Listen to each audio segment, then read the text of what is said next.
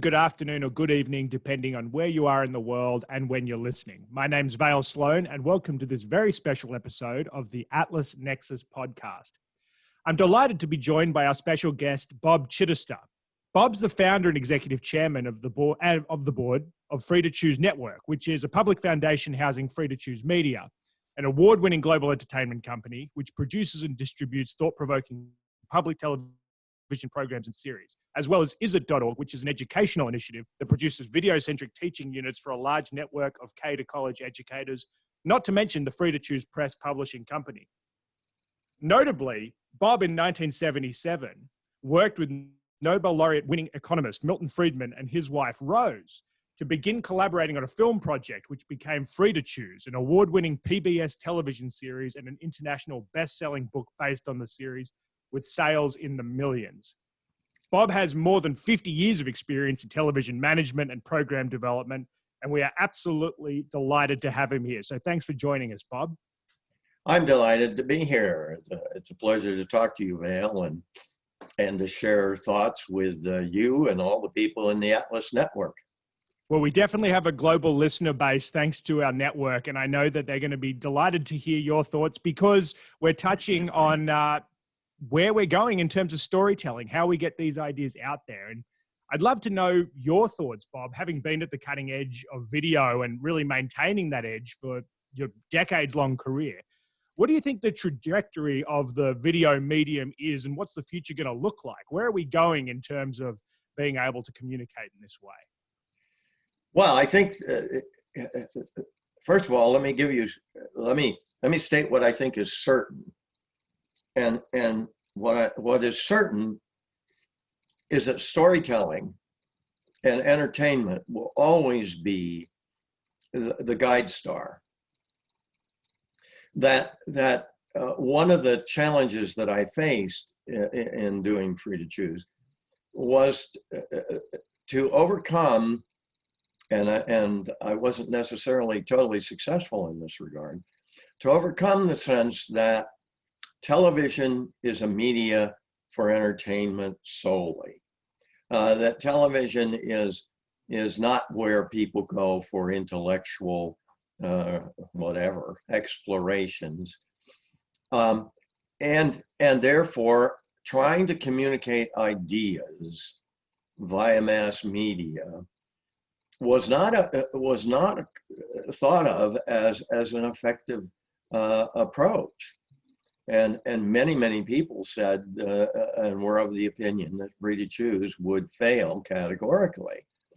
Now, had Milton Friedman not been a talented communicator, there is the distinct possibility that it could have failed, because it succeeded because of Milton's ability to entertain and to communicate to people in ways that they could relate to their personal experiences.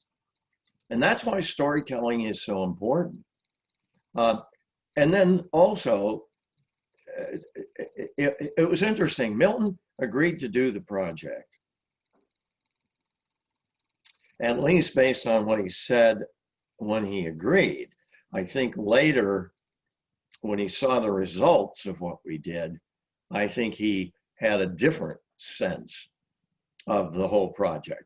But initially, his sense was, it will be successful if it helps sell a lot of books. And he didn't mean that in the sense of getting big royalties or things like that.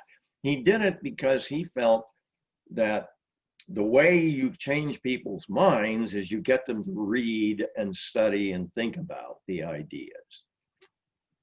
And he didn't feel that television, and this is again, when we initially started to talk about doing the project and he agreed to do it, his position was that television was ethereal. You watch, the way he put it was, you're going to watch a 1-hour show one night and you'll come to this conclusion.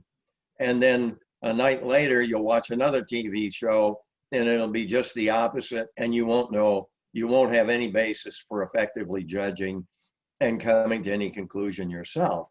That you can only do that if you have a book and where you can really think about and study it. Now, we succeeded in that 400,000 hardback copies were sold the very first year, and it was the best-selling nonfiction book of 1980. So we succeeded in meeting Milton's test, but as I indicated, 10 years later, Milton would have been much more open to the idea of the impact of the television show itself. I'll give you one example. Please. Following Free to Choose, and I think it was maybe in 1981 or 82, Queen Elizabeth and Philip were on a worldwide tour in the royal yacht.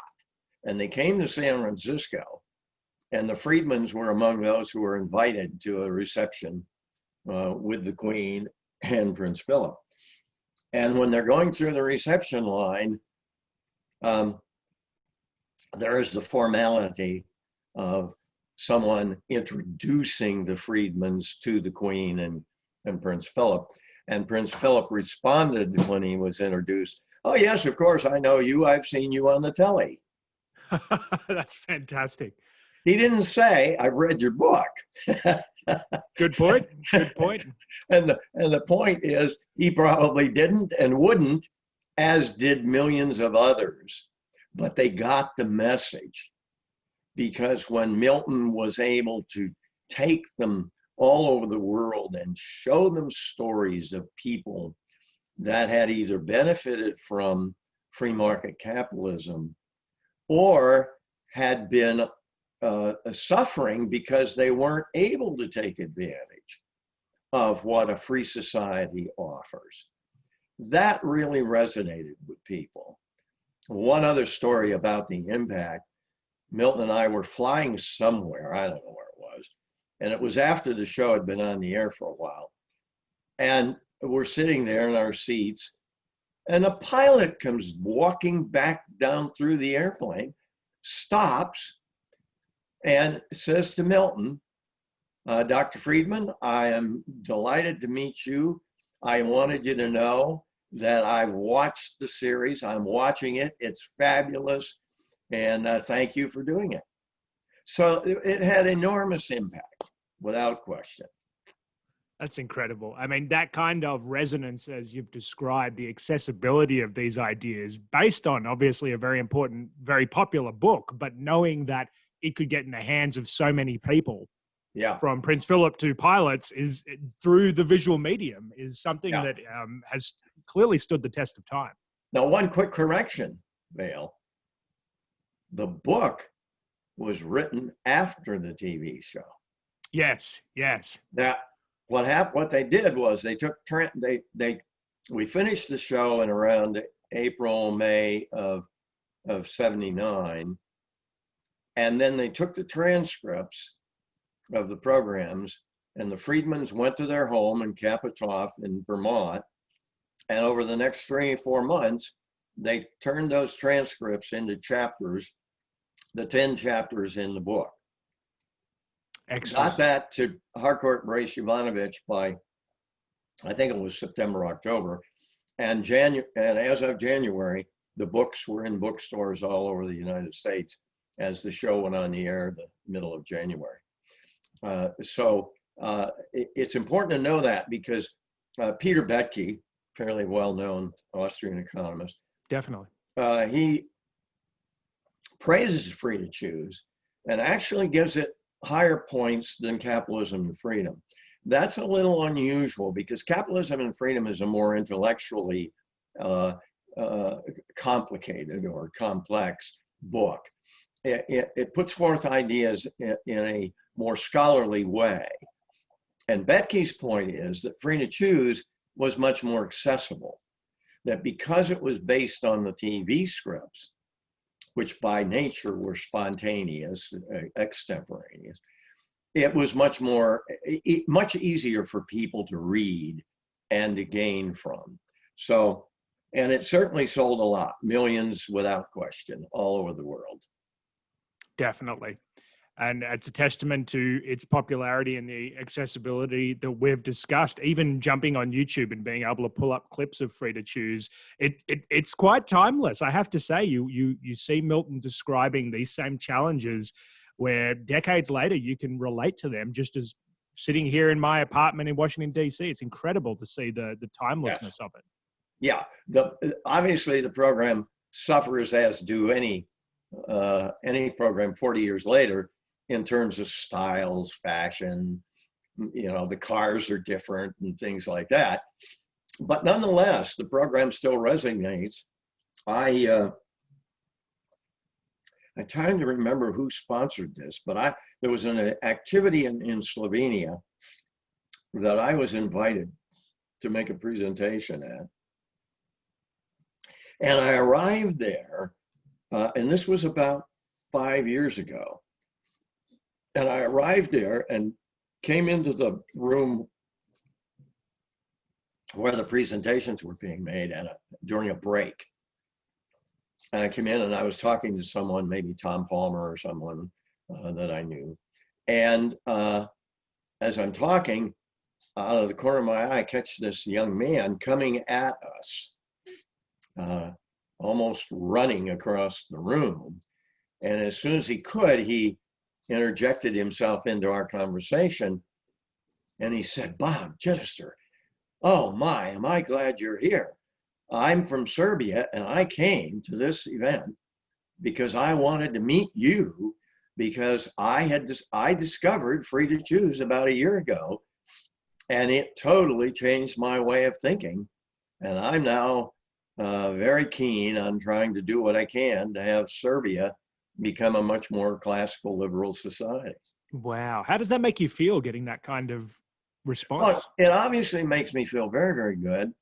And in the sense that I feel an obligation to the Friedmans. They changed my life in a fundamental way, and not just in a career sense, in a sense of pulling me into serious intellectual exploration in a way that I had only toyed with previously. And pointing out the fact that, for example, as a television producer, your greatest asset is information, and broad information. And much of the fun of being in the media business is the creative challenge of transferring serious intellectual scholarship into some form that the average person can absorb and understand. And so as a result of that, for me, it was just an exciting change of life. As I tell people, and I had one person who was a academic snob. I know the type. Yeah, who would not accept my statement that I had taken one course in economics as an undergraduate. I skipped the bachelor's degree in economics. I skipped the master's degree. I skipped the PhD, and I went directly to a postdoctoral. And my postdoctoral was 28 years of rather frequent discussions and debates and arguments with Nobel laureates, not only Milton Friedman, but George Stigler, and on and on and on and on and on. Absolutely. So they changed my life in that sense. It threw me into a deeper exploration of the ideas, which I had kind of an intuitive relationship with.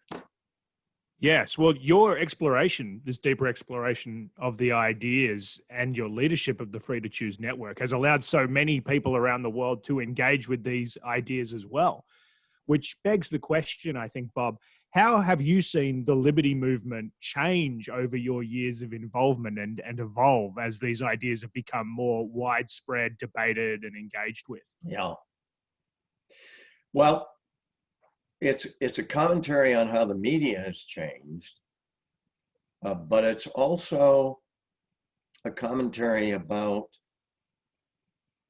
the need for, if you would, the freedom movement to more enthusiastically embrace this fundamental approach of storytelling in an entertaining way. And I look at, for example, the amount of money that's being spent by various groups in the freedom, what I call the freedom movement. And I've never done a careful analysis of it, but just from casual observation, it's pretty obvious that there's the percentage of the funding that is being raised and used in the freedom movement that is going to mass media storytelling and whatever is tiny. It is still an orphan child in a way. The fact that there's no more recent free to choose. Now, part of that's a reflection of changes in the media, but nonetheless, Commanding Heights is the only thing that I'm aware of that was a serious effort at examining the same kind of questions that Free to Choose did in the 40 years since Free to Choose was created. Now that suggests to me that, boy, there's still a lack of understanding of how important engaging in that arena is to our ultimate success. That's an important bit of homework for us, I think, Bob, making That's sure right. that as a movement, we got to take it more seriously. I think so. Let me give you an example. We did a program called India Wakes. As a result of that, I got a little bit more focused on India and its role and its history, etc. Well, that led me to conclude that the 21st century will be essentially determined by what happens in India. And I was rather gratified to find out that Dan Hannan agrees with that assessment. And I think if you look at it just from a common sense point of view, look at it from a population size, and compare China and India. Joan Norberg, whom we've done a number of programs with, described the difference between India and China this way. He pointed out, and I don't have the exact dates that he did this, Sure. but sometime in the 90s, he made a visit to both countries. And Joan's favorite thing in life is to buy a copy of The Economist magazine and go to a Starbucks, sit in the corner and read it and maybe write a column or something. And he said the interesting thing was that in the mid-90s, I couldn't do that in either China or India. In India, The Economist was readily available, but there were no Starbucks. The reason being that India's governmental regulations, etc., were such that it didn't make sense for Starbucks to go there and do business. On the other hand, in China, there were Starbucks all over the place. But boy, oh boy, you could not find a copy of The Economist magazine anywhere. And then Joan points out that maybe 10 years later, he did the same thing again. He went back to both countries. And in India, he could go to a Starbucks and buy The Economist and read it. China, no way. And of course, that is such a, and by the way, that illustrates the power of storytelling. Now, Joan could have just simply said, well, in China, they censor everything, and so you don't have access to real information. In India, you do. India, of course, is a basket case in terms of its economic policies, so on and so forth. Now, he's communicating the same thing by either of those approaches. But which is the one people are going to remember more? You raise a good point. By him personalizing it, by him making it a story.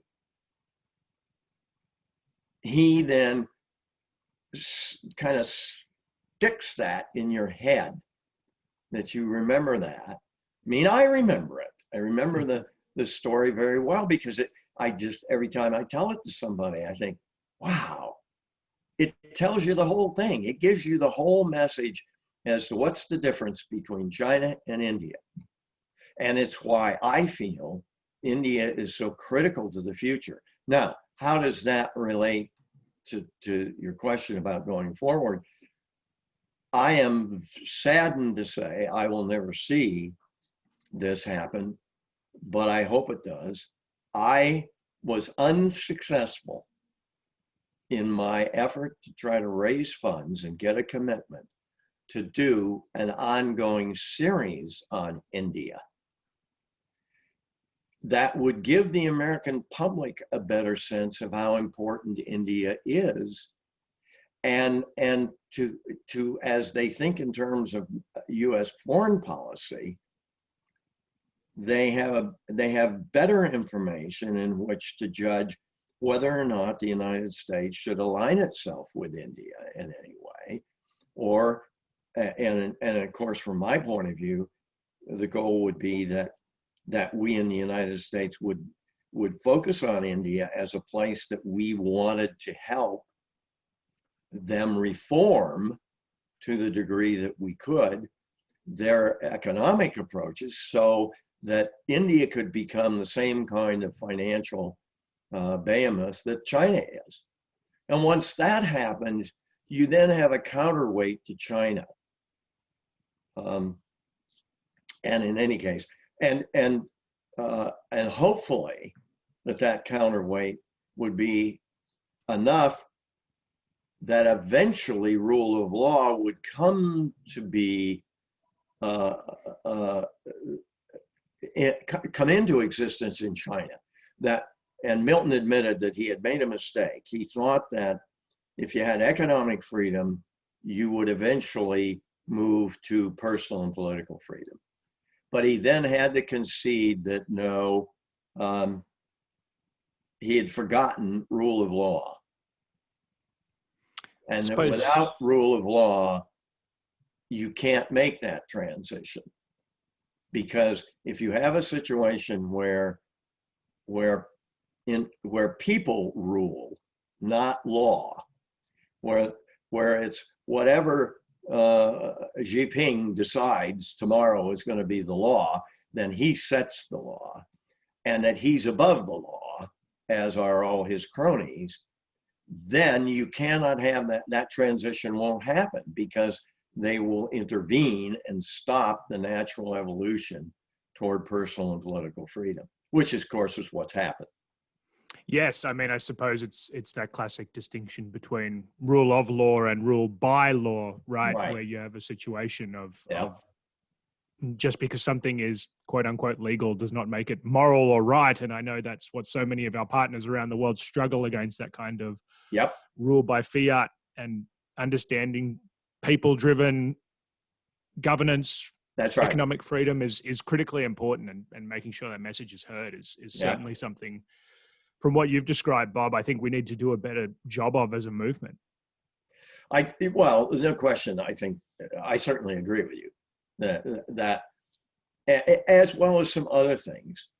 But in any case, rather than me take us off in who knows what area, hey, that's what we're here for. I'll return to you and let you take us in whatever direction you want to take us. By all means, I'm loving our chat, Bob. I'd really like to go to your roots career-wise and talk about how you got involved in media and entertainment, because to have a decades-spanning career in that sector is no mean feat. And I think it'd be really interesting to hear how you got your start even before Free to Choose hit the airwaves. Well, I got my start in some interesting ways. My life has been dictated by happenstance. It certainly has not been a planned career life. Well, if I take it back to the roots, I was raised in a small town, Coudersport, Pennsylvania, which is in northern Pennsylvania, about halfway between Erie and Scranton. I don't know. I can remember the Allegheny River starts somewhere near Coudersport, and I can remember standing on the bridge, looking at the water running under the bridge, and the Allegheny River is very small in Coudersport. But yet I was dreaming of being an officer in the Navy. And I tried to get into Annapolis. That didn't work. I then discovered this thing called the Naval Reserve Officer Training Corps, which at that time was the only service that actually gave you a healthy scholarship. And I did succeed in getting that. And I was given a list of 52 colleges and universities to pick from, including Harvard, Yale, Princeton, whatever. I chose the University of Michigan. And I went there as an engineering student because I'd done very well in math and chemistry and whatever in high school. But what I discovered quickly was that I'd done well in those subjects because I could figure out the answer without understanding the process. And I failed the first algebra blue book in college miserably, and immediately transferred to the literature, science and arts college, and took up radio and television. And I did that because I wanted to be the next Bing Crosby. I have a fairly good voice and sang in the Michigan Glee Club.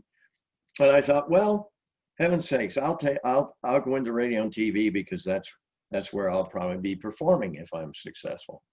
I mean, weird kinds of ways for deciding things. I graduated and I immediately went to work because I was married by that time, had a child. So I immediately went to work at a high school in Michigan. And that was the first of many examples of situations where I've always been the boss, because I went into the high school and I was the only one who had a background in radio and television and media. And the job was to set up a closed circuit television system. The Ford Foundation had put up some money for an experimental thing. So I did that. Then I went back to Michigan and got a master's degree. Because I thought, well, if I'm going to work in the educational area, that probably degrees are going to be important. And the next job I got was at a college in Pennsylvania, doing the same thing, setting up a closed circuit television set. And again, I was the only one who knew anything, so effectively I was my own boss. I dealt with the superintendent of schools in Michigan. I dealt with the president of the college in Pennsylvania. And then the president pointed me at an activity that was being developed to create a public television station in Erie, Pennsylvania. And the bottom line was that I got involved in that. And when it came time for them to hire a general manager, I said, well, I'm going to apply. And they said, oh, well, if that's the case, you got the job. So not bad. So I was handed the job of general manager of a public TV station, which didn't exist. So I had to go raise the money and push to build it. So that's how my career just kind of bumped along. Now I'm the head of a public TV station. And in the course of the 16 years I ran it, I went through a change in my self-understanding. and ultimately became aware that I was what people might label as libertarian, classical, liberal, whatever. And it wasn't because I'd studied anything, and it wasn't because I'd read Atlas Shrugged. It was because I simply was born as somebody who instinctively felt that a meritocracy was the only kind of organization that made any sense to me. That rewards were given out based on achievement. That if you had something to offer that was of use to society, you would end up getting rewarded. You'd make a living. And obviously making a living was important to me.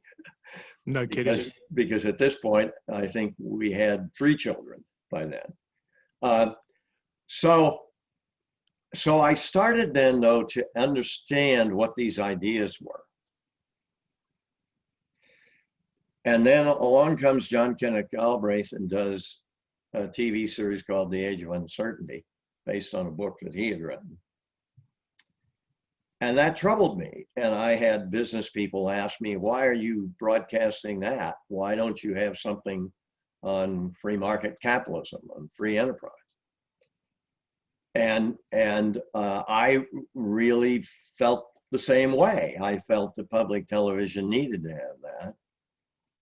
And I, through again, happenstance, happened to meet Alan Wallace, Chancellor of the University of Rochester. No idea at all. I don't think I would have recognized who Milton Friedman was at that point in time. But I did get to be friends with Alan, and he was then chairman of the Corporation for Public Broadcasting. I was running this public TV station. He was very surprised to find out that there was a head of a public TV station that agreed with him. And then, as it turns out, Alan was, along with George Stigler, the closest friends that Milton had in the world. And when I made it clear to Alan that I was frustrated that there wasn't a response to Galbraith and that I was thinking about trying to develop it, he said, well, I want to tell you that I think this guy, Milton Friedman, is the person you ought to approach to do it.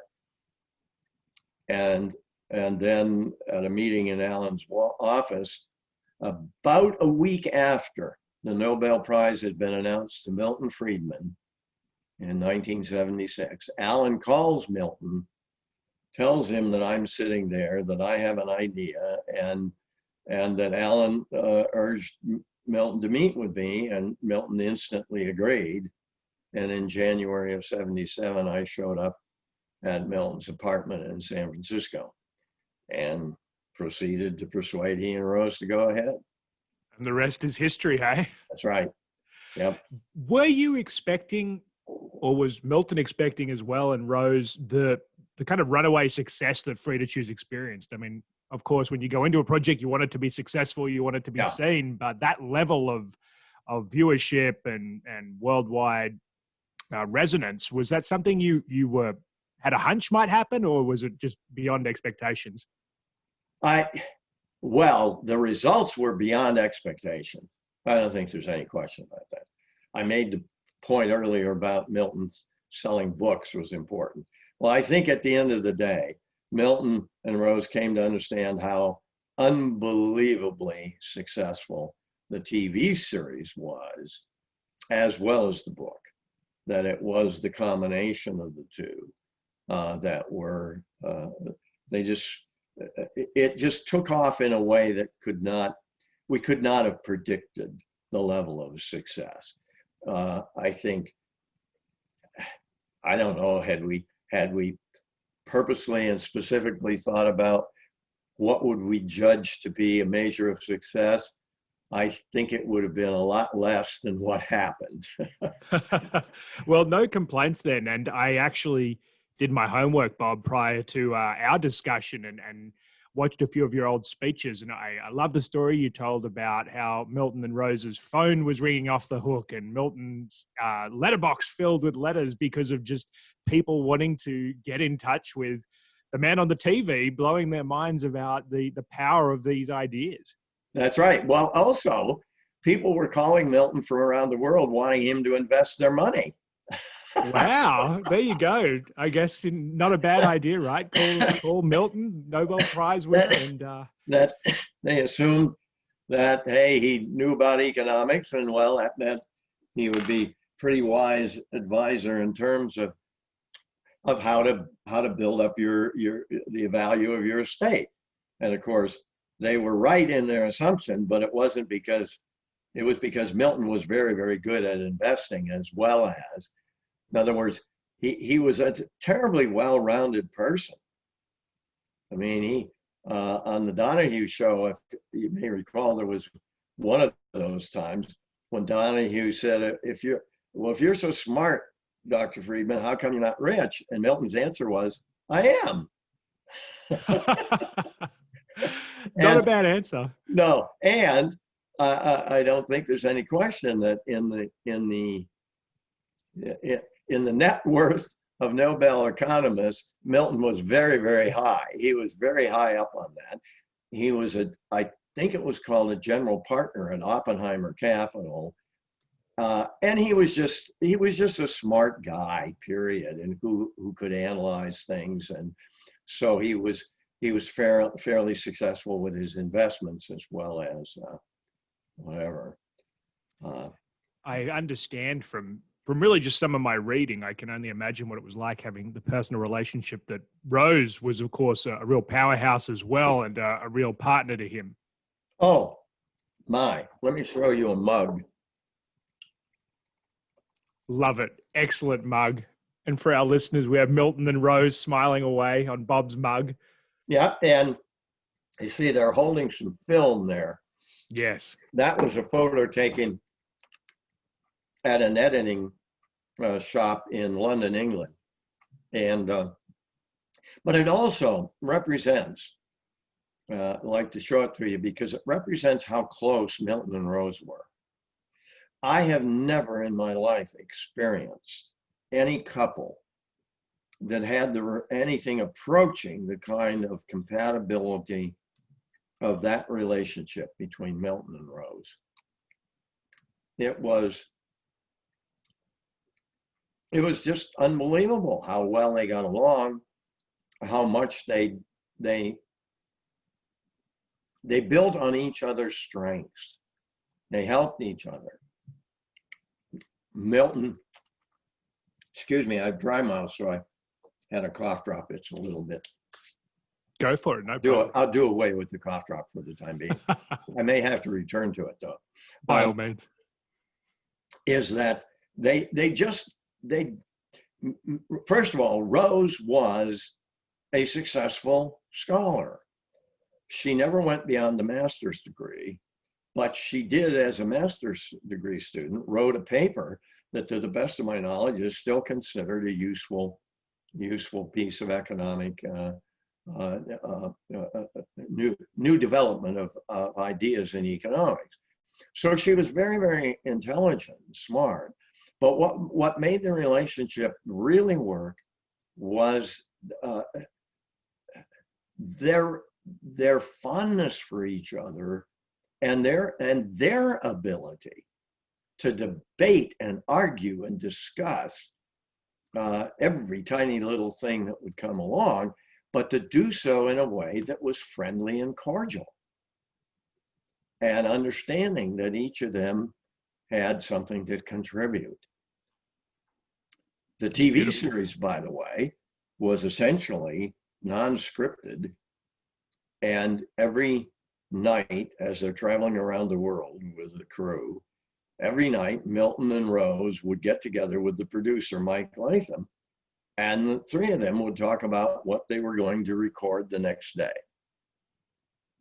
Wow. And then Milton would go out, they'd go out with the crew, and he would record extemporaneously everything that you see on the screen.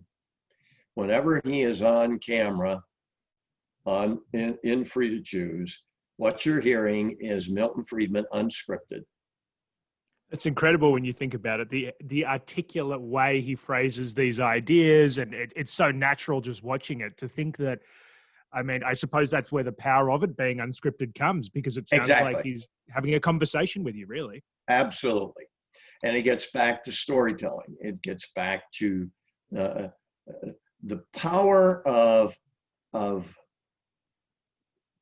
the power of art, in a way. I am going to read you a poem. And this is a poem that I did not read to Milton and Rose, at least I'm not sure, because it's a poem by Ted Coozer, a contemporary poet. And at the time I met them, and I read poetry often at dinners that we had together with people. But I think I only discovered this poem, I think I've only discovered this poem since Milton died. But I want to share it with you because I think it gets at the storytelling. It gets at how do you get ideas to stay in somebody's mind. It's called A Box of Pastels. I once held on my knees a simple wooden box in which a rainbow lay dusty and broken. It was a set of pastels that had years before belonged to the painter Mary Cassatt. And all of the colors she'd used in her work lay open before me. Those hues she'd most used, the peaches and pinks, were worn down to the stubs, while the cool colors, violet, ultramarine, had been set, scarcely touched, to one side. She'd had little patience with darkness, and her heart held only a measure of shadow. I touched the warm dust of those colors, her tools,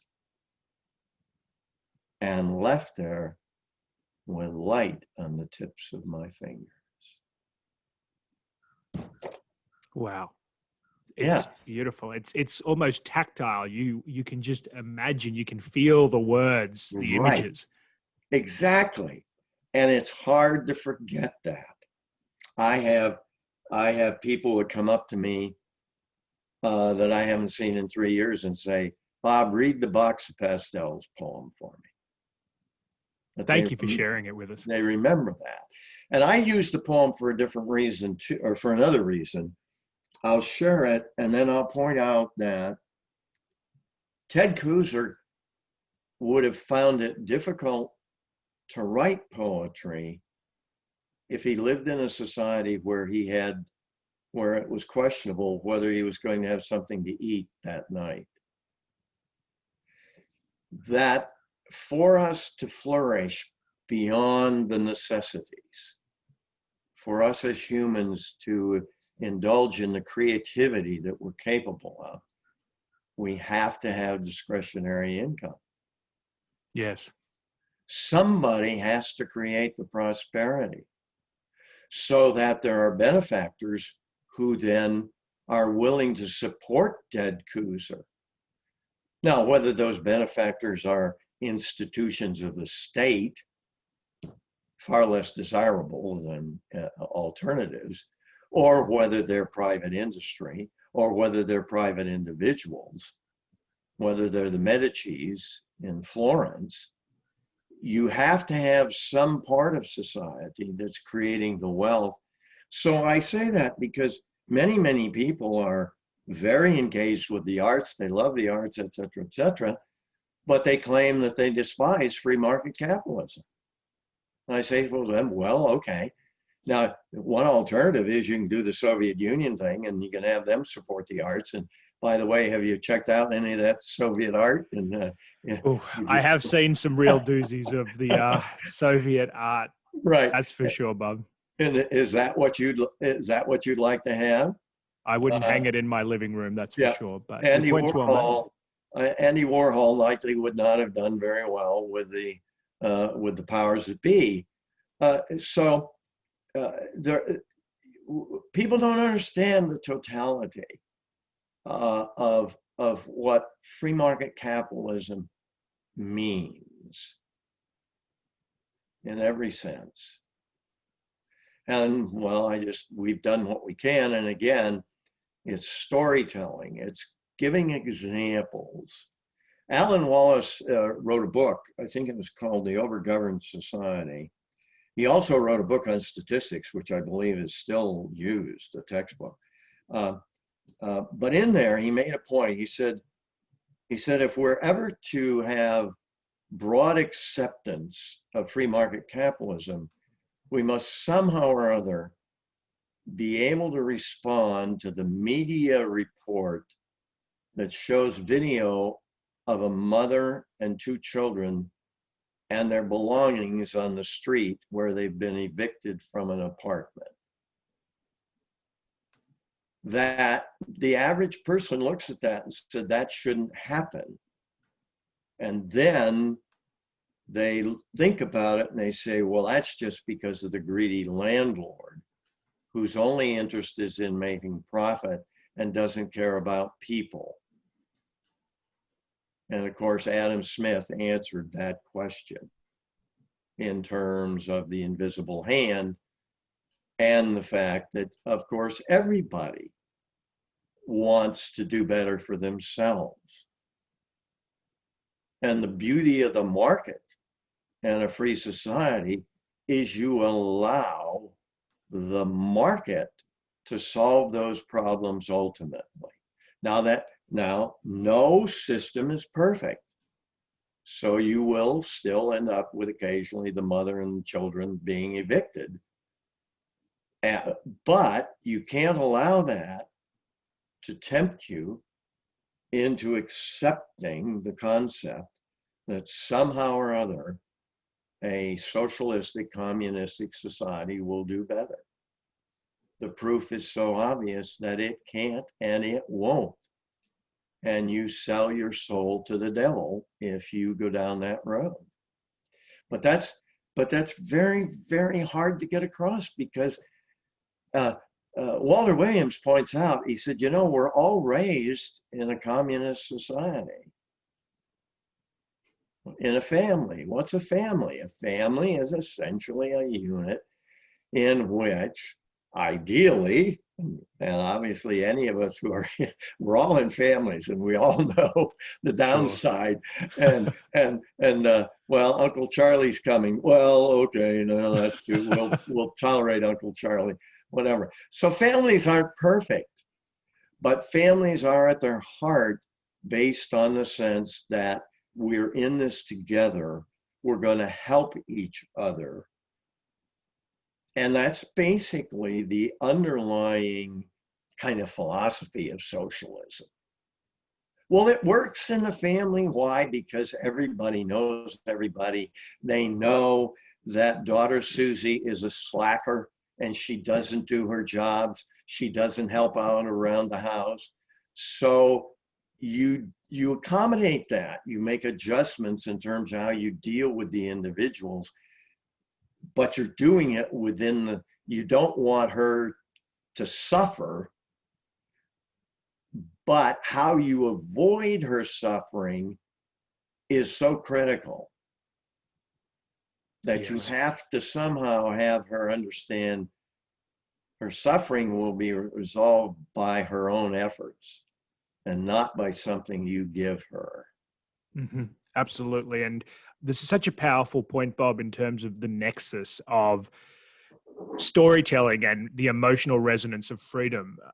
Books, drama, art, theater, as you've so eloquently described, have obviously moved the world. And you only have to look at some of the great Greek playwrights, Euripides, Sophocles, Aeschylus, to think about how evocative, and thousands of years later, we're still able to grasp the messages that they tell us. Exactly. And to that extent, Bob, I'd love to know your thoughts on how do we tap into the importance of drama, theater, poetry, cinema, and video to involve the human soul whilst also illustrating the emotional resonance of freedom? How do we do that effectively? Well, the answer is cultivate those creative minds that have already come to understand free market capitalism and understand its values. And unfortunately, we've missed the boat in so many ways, in that we've allowed, don't know quite how to describe this, we've allowed the left to essentially dominate media. There is this sense that if you're an artist,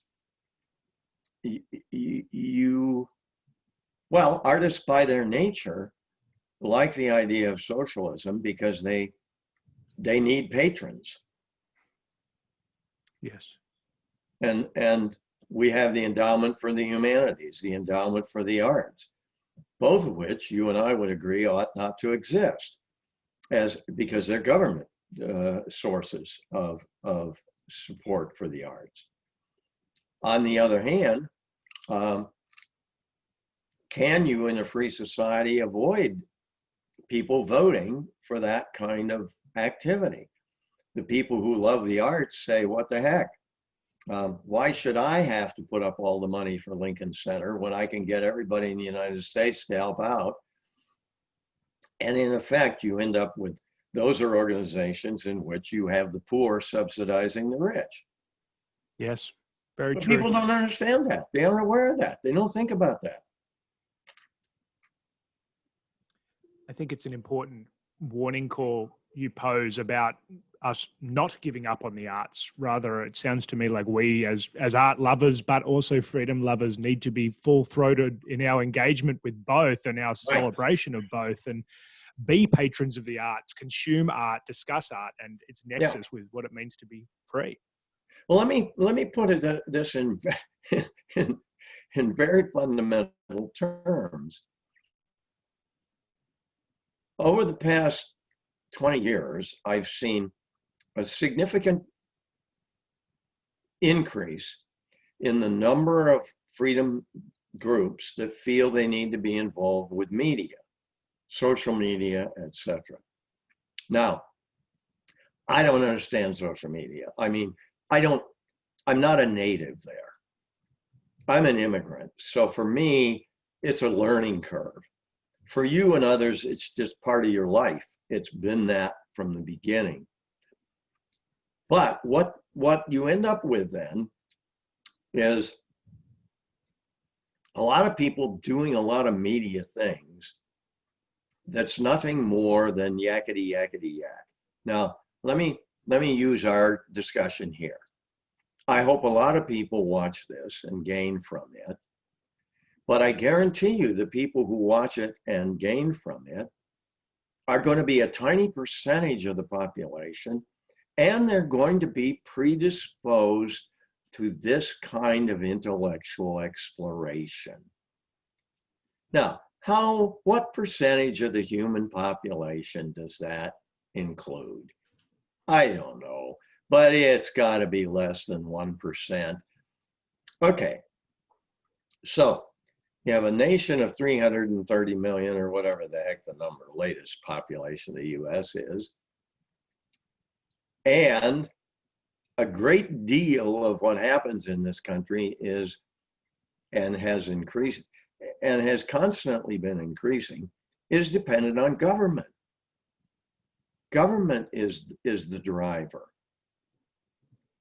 Nina, and the percentage of GDP that is government has gone up and up and up, despite the fact that markets appear to be doing a great job. And there are several reasons for that. But let me come back then to the question of entertainment and storytelling. It's important to reach that 1%. Well, what about the rest? What about the 99%? because they're the ones that are going to really determine the outcome. They're the ones, they have the numbers. They can vote, and they can vote to take us in directions that are not acceptable. Now, how do you reach those people? Now, here's where my own experience is limited, in that I only can speak to the area of traditional documentaries, and certainly not even entertaining television per se. It's not something I've ever done. I admire it. And Rob Long, who's a friend, I once asked him, why can't you insert free market ideas into Cheers, which he was executive producer of for a while? And he claimed that he couldn't do that. Well, I disagree with Rob on that. I think you can do it, but you have to have a culture that's accepting of diversity of ideas. And that's where we've lost. We've allowed the media, we've allowed journalism, we've allowed the academy to become Johnny One Notes. So now we have to fight our way back in. Now, how do you do that? I'm not sure there, but I think one thing that has to be done is that those people who provide the funding for movement activities, that they help Atlas, they help Free to Choose Network, etc., they have to become immune to sticker shock. I'm with you. India Awakes cost us, the total project cost us, including Is It products, etc., $1,300,000. Now funders, they kind of gasp at that. And they're used to the fact that X, Y, or Z freedom organization is cranking out videos that cost $2,000, and it's two people talking to each other. Well, both of those things have a place in the effort that we are all committed to. But we really have, if you consider the number of people, or you consider the number of programs that have been on public television that seriously address these kinds of issues, and if you subtract from that the ones we've created, there ain't very many left. And on the one hand, I could say that's great because now we hold a monopoly on that area, and so it would be even harder for us to raise money if there were 20 other organizations wanting to do the public TV stuff. But until the movement understands that mass media is big dollars, you can't, and it's mass media is big dollars and no guarantee of success, because the creative process is so tricky. Yes. You can't just distill it out like it's a guaranteed recipe for return on investment and success. That's the beauty of the creative process, I suppose. You don't necessarily know what you'll get at the end of it. That's absolutely right. And an example, Hollywood has spent tons of money trying to figure out what are the elements that would guarantee success of a film. And they've come to one conclusion. There is only one factor where there is a strong correlation, where if they follow this guideline, the likelihood is that the film will be successful, meaning it won't lose money and it may make a lot of money. And that secret is very simple. It's one word: do a sequel. Sequel. And doesn't and. See, I would say to people, this gets back to one of my mantras, that economics, the economic way of thinking, is all about choices. That's all it is. And the information that you need to make choices is all around you. And most of us go through life blind. That's the thing that Milton did for me. He opened my eyes to the miracle of the market as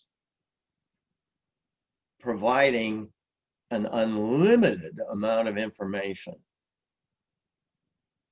And most people tune it out because, hey, enough is enough is enough.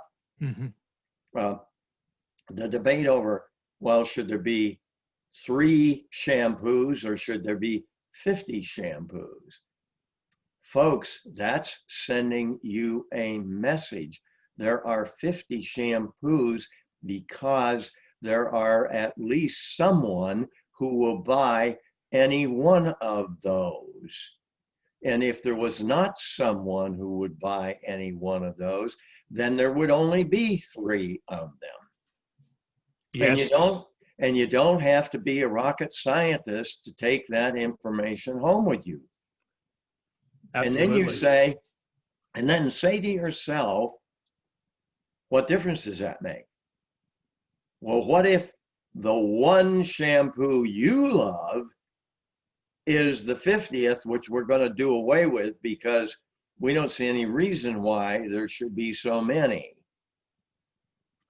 And the fact that the 50th only sells, and it's a small company and it's only 10 million a year in sales, that can happen in a free market.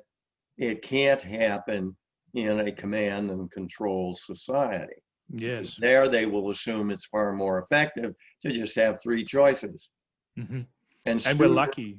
Yeah. We're talking about shampoo in this analogy, Bob. We're not talking about your food or where you live or your healthcare. Right. We're talking exactly. And it applies. I mean, I raise that because the left has raised that, the bugaboo. Why the hell do we need all these shampoos? Of course. Okay. Well, why the hell do you need all the various vegan food choices that you want?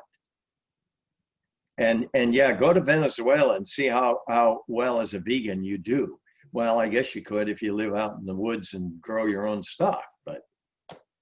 No, I'm with you. And while we're on this topic of the intersection of storytelling and freedom, I would love to prevail on you once again to share a bit of poetry with us, if you don't mind, because I know in 2016 you received the Sir Anthony Fisher Lifetime Achievement Award in Miami. Right. And when you accepted that award, you shared one of your favorite poems, I believe it's Overland to the Islands, with the audience. Unfortunately, I was not in attendance, so this is kind of me making up for lost time, and I would love to hear you share that with us if you wouldn't mind.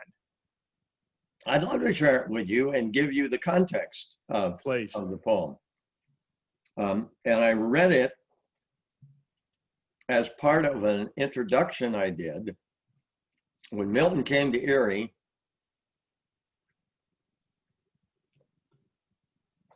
February of 1977, Milton and Rose said yes, they'd do the project. I then immediately began working toward that. I'm the head of a public TV station in Erie, Pennsylvania. I have a board of directors. I've now made a commitment to do a project that would have a total budget that was, let me think at that point in time, it was probably 7 times our annual budget for running the public TV station. And of course, it was going to take a lot of my time. And so who's going to run the public TV station while I'm doing that? There were all those questions. And also there were those who I was just telling them, hey, Milton Friedman said, yes, we're doing this project together. And I can guarantee you there were a number of people who thought, well, is Bob blowing smoke here? And I was not a drug user, but they may have thought I was high or something. I don't know. So it was very important for me to have Milton come to Erie, and he came to speak to the Erie Rotary Club in September of 1977, because that kind of gave absolute evidence that this was real. It's happening. Sure. This wasn't Bob running some kind of a black market thing on the side and running around the country. So I read this poem in introducing Milton. I'll read it and then I'll tell you how he reacted. Please. Overland to the Islands, Denise Levertov is the poet. Let's go, much as that dog goes, intently haphazard. The Mexican light on a day that smells like autumn in Connecticut makes iris ripples on his black gleaming fur. And that too is as one would desire, a radiance consorting with the dance. Under his feet, rocks and mud, his imagination sniffing, engaged in its perceptions, dancing edgeways. There's nothing the dog disdains on his way. Nevertheless, he keeps moving, changing pace and approach, but not direction. Every step an arrival. And ladies and gentlemen, Milton Friedman has curiosity beyond belief, as reflected in the poem. I sit down, Milton gets up, turns to me and says, Bob, I didn't know you thought of me as a dog. Beautiful, beautiful. And that tells you a lot about Milton. It tells you why he was successful. Oh, that's interesting how I lost audio or video. I can still hear you, yes. But you can't see me. No, I think your video dropped for a second there. Yeah, I don't know why. Oh, hold on a minute. Let me go back down here and sorry about that. Oh, you're fine. No problem. Little technical. Come on.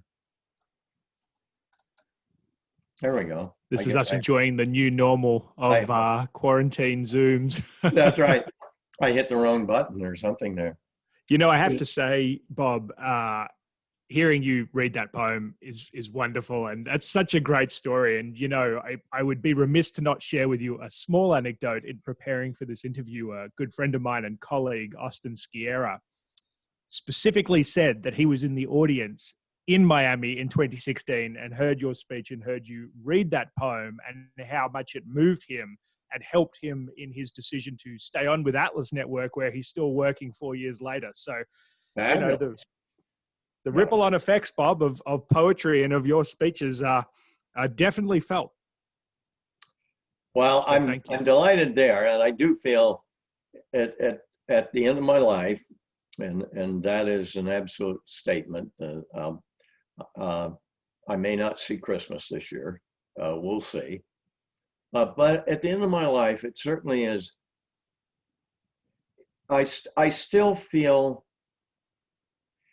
disappointed that I didn't realize my full potential. But I think everyone who's honest would conclude that. On the other hand, I certainly am not the least bit hesitant in acknowledging that I have changed the world, but quickly adding that was only able to do so because of Milton Friedman's genius. I mean, I was the vehicle for expanding the reach of Milton Friedman. But you can't expand nothing.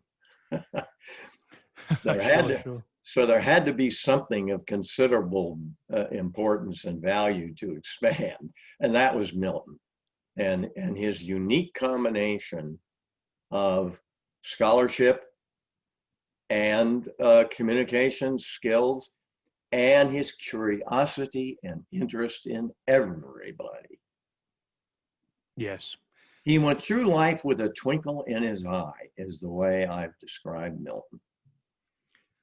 Thinking about those kind of experiences and memories of your time with Milton, and even your own amazing story and experiences, what kind of advice would you give somebody who's 18, going into college, getting ready to start it all in their adult life? What kind of pearl of wisdom would you share with them, Bob? Well, I think the key thing is they need to be a voracious reader. They need to read widely. I mean, for example, I love the, I can't remember what they're called now, but recently this fellow came out with new editions of Herodotus and the Peloponnesian War, etc. And they're fabulous because they have lots of maps in them, which I love, because then you have a better sense of what was going on and where. But you have to read widely, and you have to avoid being trapped by conventional wisdom. You have to be a contrarian in a way. And part of it is curiosity too. I'll give you an example. George Shultz is a good friend of mine. E.O. Wilson and I have had a couple of meetings, and in the course of that, developed a very, I think, an interesting friendship. So you go from a social biologist on the one hand to the Secretary of State on the other. And then the fact that I have very good friends at the high level of the Mormon Church, whereas most of my personal friends are non-believers. And to me, it's all wonderful. It's all part of gathering in as much information as you can that illustrates the diversity that comes with the market. And that diversity is what drives human progress. And I think that's a powerful argument we need to make. Now, there are those who argue against progress, period. That's an argument we need to continue to engage. But I think that will always remain a minority view, meaning I don't think that's a terrible threat, simply because I think the average person says, sorry, Charlie Brown, I want more. And I don't see anything wrong with more. Yes. Now, as we get wealthier, we tend to find ways to reduce the harm of more. So we're not totally unsympathetic to the fact that we don't want to live in a garbage pit. So, and that's natural. Well, I would like to share with you a very personal moment I had with Milton and Rose, and perhaps use it as a way to close out our discussion. Please. And it occurred after Milton was 90. It was after his 90th birthday party. And to stress the fact that Milton and Rose, and Milton particularly, was about as generous and warm and cordial person as you can meet. Now, students of his would tell you otherwise. He was a tough teacher and a tough grader. I can imagine. Tom Sowell tells the story that he went to Chicago and he took classes from Milton. The very first, and he was late for one class, and Milton threw him out, wouldn't let him stay, because Milton had a rule that if you came late, you just may as well not come in, because I'm not going to accept you. I'm not going to let you in the room. Wow. And Tom made the point about how he worried all the time he was walking back to the dorm. You know, how was he ever going to find out what Milton talked about that day, which may be included in the test? Well, then he goes on and he comments about another instance where Milton had given a test to the class and Tom had gotten a B. And he was not very happy about that. And he was talking to another student in the class. And the other student said, well, what did you get? He said, I got a B. He said, well, my gosh, that's fabulous. What do you mean that's fabulous? He said, well, as far as I know, Milton only gave 2 B's and the rest were C's or D's. Wow. So he was tough in that intellectual sense. But as a person, as a friend, he was the best you could be, the most loyal, whatever. And he was curiosity. So now let me tell you this wonderful story. I have always been, well, since I was 39, I became a fitness freak about 39. My brother ran in a marathon, and I thought, what's that all about? And so I decided I would do that. And I did run 4 marathons, but I was always running in fitness. So I show up at Milton's apartment. And this is now, he's 90 years old, etc. And I show up. How are you, Bob? Good. I'm well. Milton, how are you? I'm well. How many miles did you run today? I didn't run any miles today, Milton, but I did do 250 stomach crunches. Oh, what's a stomach crunch? Milton asked. So I figured the only way to answer that was a demonstration. So I get down on the rug and I start to do a few stomach crunches. And I'm kind of not watching because I'm like this.